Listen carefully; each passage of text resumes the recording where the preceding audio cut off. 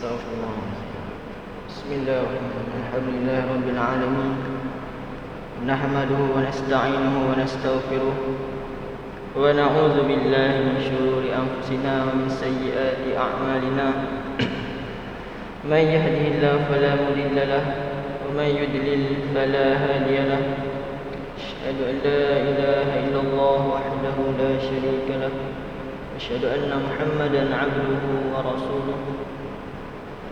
أما بعد، قال الله تعالى: قالوا سبحانك لا علم لنا إلا ما علمتنا إنك أنت العليم الحكيم. قال رسول الله صلى الله عليه وسلم: من سلك طريقا يلتمس فيه علما سهل الله له طريقا إلى الجنة، أو كما قال. Alhamdulillah, pertama sekali kita bersyukur kepada Allah SWT kerana Allah SWT dengan limpah kurnianya telah menghimpunkan kita pada hari ini. Allah SWT dengan kegunaan Allah SWT telah menghadirkan kita pada solat fardu maghrib secara berjamaah. Dan Allah SWT juga telah menghadirkan kita pada satu majlis ilmu, yang mana pada majlis ilmu adalah majlis para malaikat, yang mana malaikat menaungi kita semua yang berada pada majlis ilmu. Tidak lupa juga sebelum kita memulakan majlis ilmu, kita sama-sama dalam majlis ini supaya kita berniat iktikaf saja. Aku beriktikaf kerana Allah Ta'ala. Moga-moga sekali apabila kita duduk dalam majlis ilmu ini, Allah akan kira setiap saat, setiap minit kita dalam majlis ini sebagai ganjaran pahala. Yang mana tuan-tuan yang mulia, sesungguhnya kehidupan dunia adalah kehidupan yang sangat sementara. Kehidupan akhirat adalah kehidupan yang selama-lamanya, yang mana suatu hari nanti kita semua akan kembali kepada Allah SWT. Maka yang terbaik adalah mereka yang membawa persediaan berjumpa Allah SWT dengan membawa amalan soleh, dengan membawa amalan taqwa. Jadi oleh itu, kita semua perlulah sentiasa memohon kepada Allah SWT agar sentiasa Allah SWT mengurniakan kepada kita taufik dan hidayah untuk melakukan amalan soleh.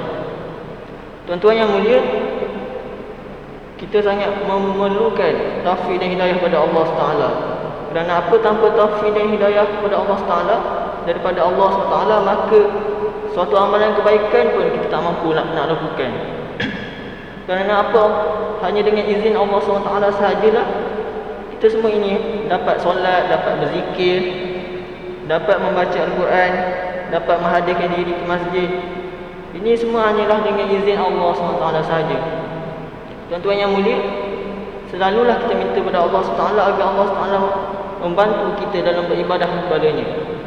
Seperti ada dalam satu doa yang mana Nabi SAW ajar kepada Sayyidina Muaz bin Jabal radhiyallahu anhu.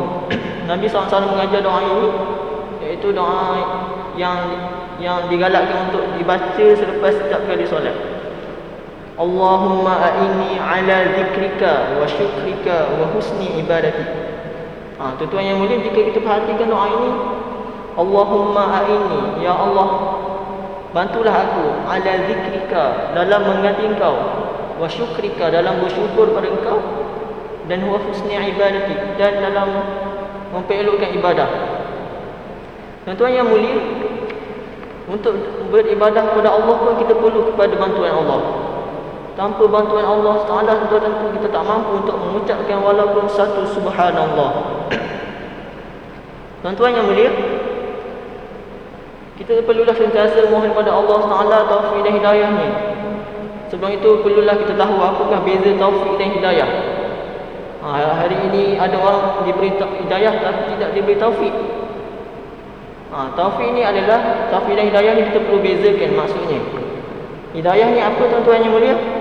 Hidayah ni adalah keinginan untuk kita melakukan ibadah, untuk melakukan kebaikan. Itu adalah hidayah.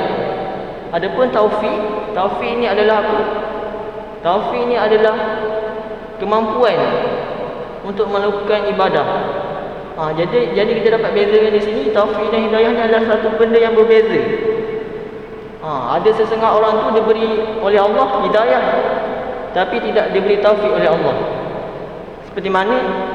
Sebagai contohnya, seseorang itu terlintas dalam hatinya untuk hadir ke masjid, menghadiri majlis ilmu, maka dia telah diberi hidayah oleh Allah SWT. Tetapi tiba-tiba dia ada rancangan TV, berita pukul 8, maka dia tak jadi pula nak pergi masjid. Maka dia tidak diberi taufik oleh Allah. Dia dapat hidayah tapi tidak diberi taufik. Macam tuan-tuan yang depan saya sekarang ini, tuan-tuan telah diberi hidayah dan taufik. Yang mana tuan-tuan berkeinginan untuk hadir ke masjid dan tuan-tuan dapat melakukan sedemikian, maka tuan-tuan telah diberi taufik dan hidayah oleh Allah SWT. Jadi bersyukur kita sentiasa kepada Allah SWT. Yang mana jika kita bersyukur, maka Allah akan tambah lagi nikmat kita. La in syakartum la azidannakum wa la in kafartum inna azabi lasyadid. Tuan-tuan yang mulia, bersyukur ini perlulah sentiasa kita zahirkan melalui amalan ucapan alhamdulillah. Di samping kita perlu mempertingkatkan amalan ibadah kepada Allah SWT. Tuan-tuan yang mulia, bersyukur ni kita perlu sentiasa amalkan. Kerana apa? Nabi Muhammad SAW adalah insan yang paling bersyukur. Walaupun dia adalah insan yang paling sempurna, tapi dia adalah insan yang paling bersyukur kepada Allah SWT. Ini dapat dibuktikan jika kita baca satu hadis pada Aisyah radhiyallahu anha. Sedangkan Aisyah menceritakan bahawa Nabi SAW apabila Nabi SAW solat, maka baginda SAW akan solat sampai berdiri lama-lama. Apabila baginda SAW berdiri lama, maka kakinya akan bengkak, kakinya akan merasa sakit. Maka Sayyidatina Aisyah ni pelik, kenapa Rasulullah ni, insan yang Allah sayang, insan yang berada di makam yang paling tinggi, masih juga melakukan solat sampai bengkak-bengkak kaki. Maka Sayyidatina Aisyah bertanya kepada Rasulullah, "Ya Rasulullah, atasna'u hadza?" Yang mafhumnya, wahai Rasulullah, kenapa engkau berbuat demikian? Solat sampai bengkak-bengkak kaki. Wa qad ghufira laka ma taqaddama min dhanbika wa ma ta'akhkhar. Sedangkan wahai Rasulullah, engkau telah diampunkan dosa engkau terdahulu dan akan datang. Kenapa engkau masih melakukan solat sampai bengkak-bengkak kaki? Jika dilihat pada hari ini, kita pun bengkak-bengkak kaki juga. Kita bengkak kaki sebab apa? Kita main bola, bengkak kaki. Kita terlebih makan, maka bengkaklah kaki kita. Tapi berbeza dengan Rasulullah SAW. Rasulullah SAW bengkak kaki apabila baginda terlalu lama berdiri menunaikan solat. Maka Sayyidatina Aisyah pun pelik. Maka ditanya kepada Rasulullah SAW. Maka Rasulullah SAW menjawab, "Afala akunu 'abdan syakura?" Adakah yang mafhumnya, adakah tidak patut untuk aku menjadi insan yang bersyukur kepada Allah SWT? Jadi itulah tuan-tuan yang mulia, baginda SAW juga insan yang sempurna, insan yang tiada dosa. Itu pun mengucapkan syukur kepada Allah dengan memperbanyakkan solat, dengan berdiri lama dalam solatnya. Jadi insya-Allah tuan-tuan yang mulia, kita perlulah mencontohi baginda sallallahu alaihi wasallam, kerana baginda sallallahu alaihi wasallam adalah contoh teladan. Mana Allah Taala berfirman, qala Allah Taala, laqad kana lakum fi rasulillahi uswatun hasanah liman kana yarjullaha wal yawmal akhir wa dzakarallaha katsira. Yang bermaksud, artinya sesungguhnya adalah bagimu pada diri Rasulullah sallallahu alaihi wasallam itu contoh ikutan yang terbaik, contoh ikutan yang baik, iaitu bagi orang yang sentiasa mengharapkan keredaan Allah SWT dan balasan baik pada hari kiamat, pada hari akhirat, serta menyebut dan memperbanyakkan mengerti Allah SWT.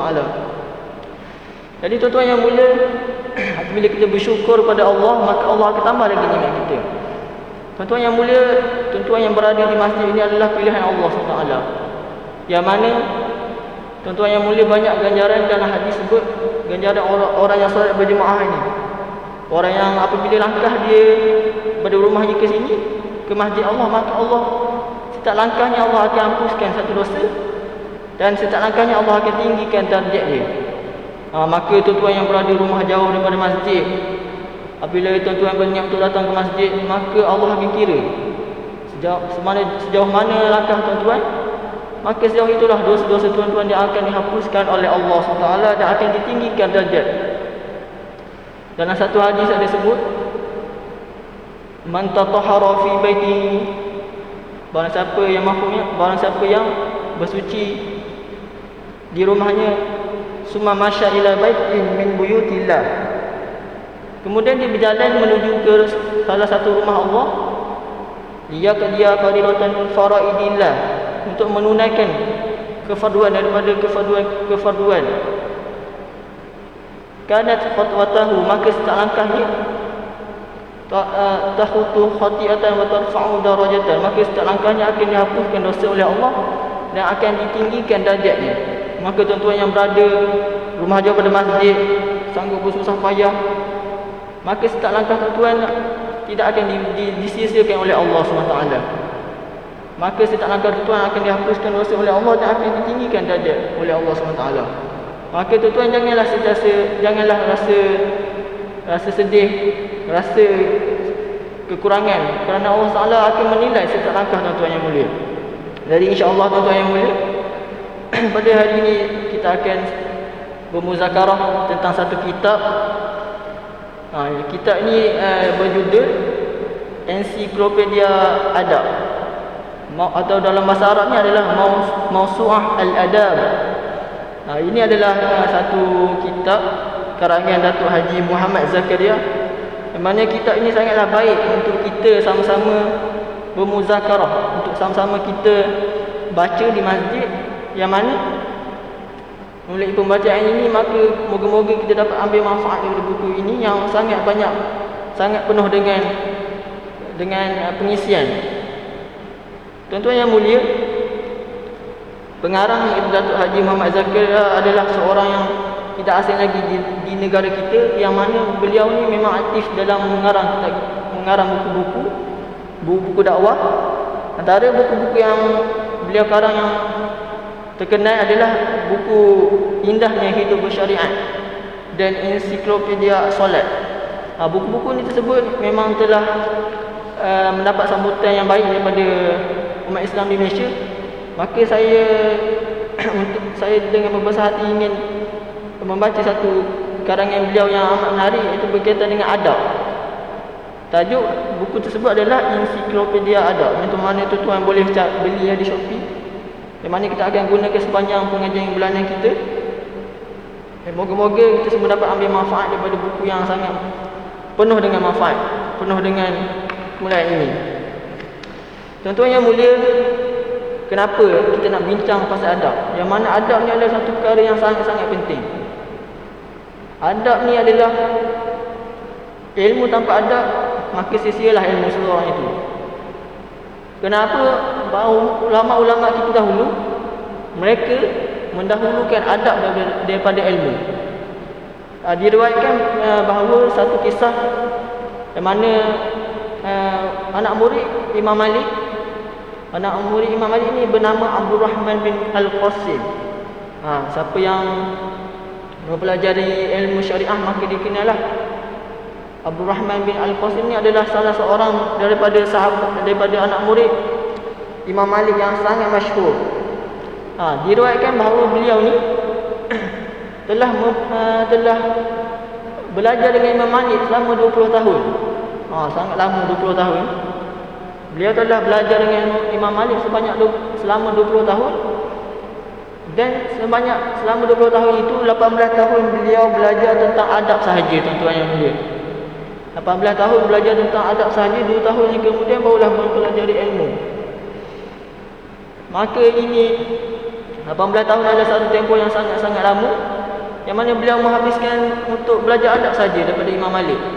Ini sangat menghairankan kita pada hari ini, yang mana ada setengah kita belajar ilmu tanpa mempelajari adab terlebih dahulu.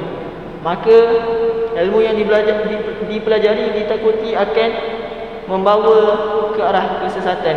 Kerana apa? Ilmu tanpa adab, maka syaitanlah akan pandai mempermainkan seseorang penuntut ilmu itu. Oleh itu tuan-tuan yang mulia, penting untuk kita sama-sama mempelajari adab. Adab ni adalah sangat penting. Kerana apa? Adab ni adalah tonggak kepada ilmu. Yang mana banyaklah kalau kita tengok dalam kitab-kitab menyebut tentang adab-adab ulama ni terhadap ilmu, memang sangat banyak. Oleh itu sama-samalah kita insya-Allah lah selama saya mengendalikan majlis ini, saya akan membacakan kitab berkaitan adab. Moga-moga kita semua dapat mengambil ibrah, dapat mengambil pengajaran. InsyaAllah lah saya akan membacakan sedikit saja daripada mukadimah ini. Oleh itu selama kita ni dah lama dah tahu pasal adab ni. Sejak daripada kita sekolah rendah lagi, sejak kita daripada tadika lagi, kita telah dididik mengenai adab. Tuan-tuan yang mulia, kalau ingat lagi masa kita zaman sekolah rendah dulu, sekolah kafar dulu, kita ada satu pelajaran, satu subjek yang bernama akhlak. Akhlak tu adalah adab. Adab dan akhlak adalah satu sinonim, satu perkara yang sinonim, satu perkara yang sama. Kalau sebut adab, ia juga membawa maksud akhlak. Kalau kita sebut akhlak, ia juga membawa maksud adab. Oleh itu mungkin kita akan cuba mengulang kembali apakah itu adab. Adab menurut ulama, pertama sekali saya sebut pendapat Imam Ibn Hajar. Beliau menyebutkan bahawa adab ini adalah wal adabu isti'malu ma yuhmadu qawlan wa fi'lan wa 'abbara ba'duhum anhu bi annahu al-akhdhu bi makarimil akhlaq. Adab ini menurut beliau Imam Ibn Hajar dalam kitabnya Fathul Bari, beliau ada menyebutkan bahawa adab ini apa? Al-adab artinya menerapkan segala yang terpuji, baik berupa perkataan maupun perbuatan. Sebahagian ulama juga mendefinisikan adab ialah menerapkan akhlak yang mulia. Seperti mana saya sebutkan tadi, adab dengan akhlak ni adalah satu perkara yang sama. Apabila seorang itu beradab, maka dia juga disepertikan dia juga adalah berakhlak. Bila seorang itu berakhlak, maka dia juga beradab. Okey. InsyaAllah kita juga ada satu hadis yang menyebutkan tentang perintah untuk kita beradab. Dalam satu hadis Rasulullah SAW bersabda, akmalul mu'minina imanan ahsanuhum khuluqan. Yang bermaksud orang mukmin yang paling sempurna imannya adalah yang paling baik akhlaknya, yakni adabnya. Hadis riwayat Tirmizi. Tuan-tuan yang mulia, orang Islam ni tidak terlepas daripada akhlak. Kita tak boleh cakap orang Islam itu adalah orang yang baik jika dia tidak beramal dengan akhlak yang baik, beramal dengan adab yang baik. Kerana apa? Islam ni adalah satu agama yang menerapkan adab yang sangat tinggi. Yang mana adab ni adalah satu perkara yang tinggi dalam Islam. Yang mana buktinya apa? Setiap kita masa kecil dulu diperintah untuk belajar subjek adab, subjek akhlak. Dengan kita menghadami, dengan kita belajar adab ni, kita akan menjadi lebih mulia di sisi Allah SWT. Dan Rasulullah juga pernah bersabda bahawa innama bu'ithu liutammima makarimal akhlaq. Yang maksud sesungguhnya aku diutus untuk menyempurnakan akhlak, yakni adab yang mulia. Hadis riwayat Al-Bahaqi. Rasulullah ni, beliau baginda sallallahu alaihi wasallam ni, sebab apa dakwah baginda ni sampai kepada seluruh umat Islam Mekah dan Madinah, kepada seluruh umat Mekah dan Madinah. Sebab apa? Sebab baginda sallallahu alaihi wasallam sangat berakhlak mulia. Jika kita perhatikan sirah-sirah, jika kita perhatikan hadis-hadis Nabi sallallahu alaihi wasallam, ada setengah masyarakat musyrikin ni dia masuk Islam sebab akhlak Nabi sallallahu alaihi wasallam. Memang kebanyakannya adalah makhluk masuk Islam kerana akhlak Nabi yang sangat mulia. Nabi tak melalui perbuatan Nabi sahaja mereka boleh masuk Islam. Nabi tak perlu berkata-kata lebih. Apabila orang melihat Nabi SAW, maka cukup mereka mengucapkan kalimah La ilaha illallah Muhammadur Rasulullah SAW. Inilah kehebatan berakhlak mulia. Kita juga perlu mencontohi tuan-tuan yang mulia. kita pada hari ini masyarakat yang berbilang bangsa, maka jika kita tak mampu untuk berdakwah kepada mereka secara jelas mengenai Islam, maka cukup kita berakhlak mulia di depan saudara kita India, saudara kita yang berbangsa Cina yang bukan Islam. Maka jika kita tak mampu untuk menyebut Al-Quran, untuk menyebutkan hadis Nabi SAW, cukup kita dengan berakhlak mulia. Mana tahu jika kita berakhlak mulia, tuan-tuan yang mulia, maka Allah boleh bagi hidayah kepada mereka. Kerana apa? Akhlak yang mulia ini juga adalah salah satu daripada jalan-jalan dakwah, yang mana ini adalah ditunjukkan oleh Nabi SAW sendiri. Tuan-tuan yang mulia, seseorang yang berilmu tinggi, hatta dia belajar sampai master atau PhD sekalipun, jika dia tidak mempunyai adab terhadap gurunya, maka sia-sialah ilmu dia. Kita dapat memerhatikan daripada sirah-sirah, daripada sejarah-sejarah yang lepas, bahawa kita memang terdapat ulama, terdapat orang yang terkenal, orang tokoh-tokoh yang terkenal, walaupun mereka ni ada ilmu yang tinggi,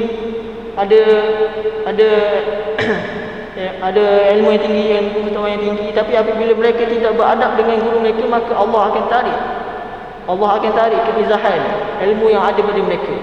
Maka ilmu itu tidak membawa mereka kepada kebaikan, malah akan menjerumuskan mereka ke jalan kebinasaan.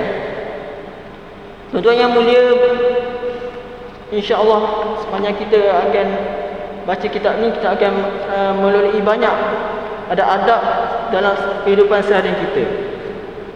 Antara izinkan saya untuk baca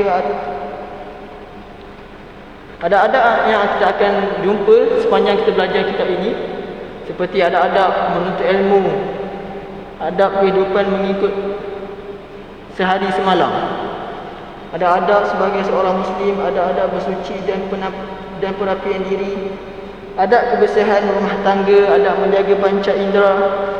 Banyaklah tuan-tuan yang mulia kita akan jumpa dalam kitab ini berkaitan dengan adab, yang mana adab yang kecil pun dia akan ceritakan dalam kitab ini. Maka sebaiknya apabila kita memulakan pengajian kita, maka kita ada kitab untuk kita baca, untuk kita rujuk, yang mana akan memudahkan sepanjang pengajian kita bersama kitab ini.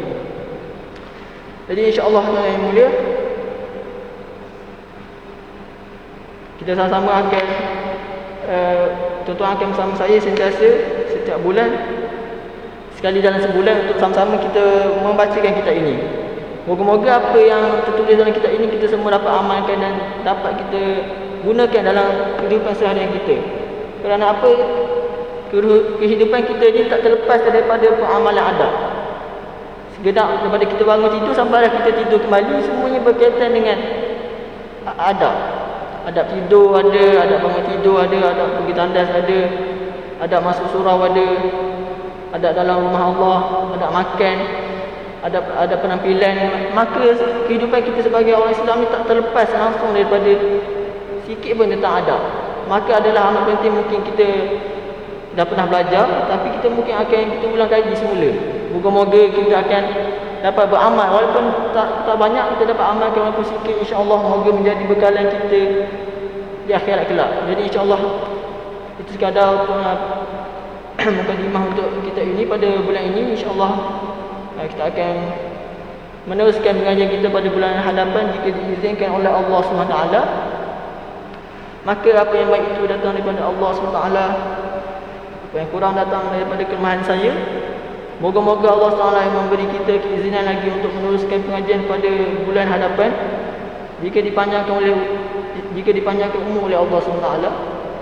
Jadi insya-Allah tuan-tuan yang mulia, jika tuan-tuan yang mempunyai duit yang lebih, maka bolehlah beli kitab ini di Shopee. Kitab ini bernama Ensiklopedia Adab. Sangatlah penuh dengan adab-adab seharian kita. Sangat-sangat bermanfaat. Harganya pun murah saja. InsyaAllah tak ada pembaziran kalau kita gunakan duit kita untuk menuntut ilmu. Jadi insyaAllah saya tutup majlis ini dengan tasbih kafarah. Subhanallah wa bihamdihi, subhanakallahumma wa bihamdika, asyhadu an la ilaha illa anta, astaghfiruka wa atubu ilaik. Sallallahu alaihi wasallam.